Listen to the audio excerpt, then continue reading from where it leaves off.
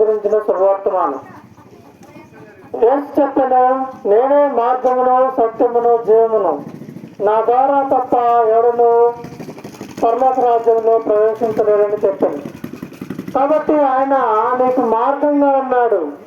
దేనికంటే ఆయన నువ్వు వెళ్ళే మార్గంలో ఒక సరైన మార్గంలో నడిపించడానికి నీకు మార్గంగా ఉన్నాడు. అంతేకాకుండా నేను పరలోక రాజ్యానికి నడిపించడానికి, పరలోక రాజ్యాన్ని తీసుకుపోవడానికి ఆయన ఒక వారధిగా ఉన్నాడు అన్నమాట. అంతేకాకుండా నేను సత్యము అన్నాడు దేవుడు. యేసుప్రభు ఏమన్నాడంటే నేను సత్యము అన్నాడు. యేసుప్రభు నిన్ను సత్యంలో నడిపిస్తాడు. యేసుప్రభు మానవుని హృదయం ఎలా ఉందంటే పాపంతో నిండి ఉంది.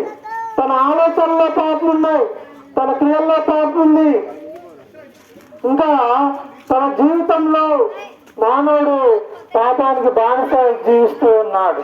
ఇలా పాపంతో నిండి ఉన్న మానవుడు, పాప ఆలోచనలతో నిండి ఉన్న మానవుడు రేపు చనిపోతే నిత్య నరకానికి, అగ్నిగుండానికి వెళ్తాడనమాట.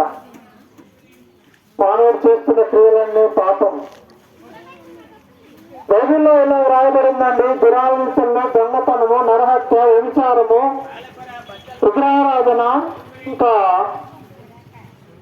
మత్సరము, కామవికారము ఇవన్నీ కూడా పాపం అని తెలియజేస్తుంది.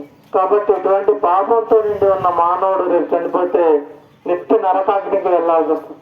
ఇలాంటి నిత్య నరకాగ్ని నుండి నిన్ను అగ్నిగుండం నుంచి తప్పించడానికి యేసుక్రీస్తు ప్రభువారు మన కొరకు ఆయన భూలోకానికి వచ్చినాడు. మన పాపాల నిమిత్తం ఆయన శిలువ మరణం పొందినాడు. ఎవరైతే యేసుక్రీస్తునందు విశ్వాసం నుంచి ప్రభువా నేను పాపిని, నీ రక్తంతో నా పాపాలు కడుగని ఎవరైతే ఆయనకు మొరపెడతారో, ఆయన ఎందుకు విశ్వాసం ఉంచుతారో రేపు చనిపోయినా కూడా పరలోక రాజ్యంలో దేవునితో ఉంటారు. అంతేకాకుండా భూమి మీద దేవుడు నీకు శాంతి సమాధానం ఇస్తాడన్నమాట. అంతేకాకుండా నీకు జీవము, నిత్య జీవము కలుగజేసే దేవుడు, నీకు నిత్య జీవము కలుగజేసే దేవుడు. నీ ప్రాణం ఎల్లకాలం జీవించడానికి ఆయన ఒక రాజ్యాన్ని స్థిరపరిచాడు. అదే పరలోక రాజ్యం. ఆ పరలోక రాజ్యంలో నువ్వు నిత్యము జీవించవచ్చు అనమాట. కాబట్టి కొద్ది మాటలు స్వల్పంగా అల్పంగా చెప్పబడిన మాటలు మీరు గ్రహింపులోని తెచ్చుకోవాల్సిందిగా కోరుతున్నాం.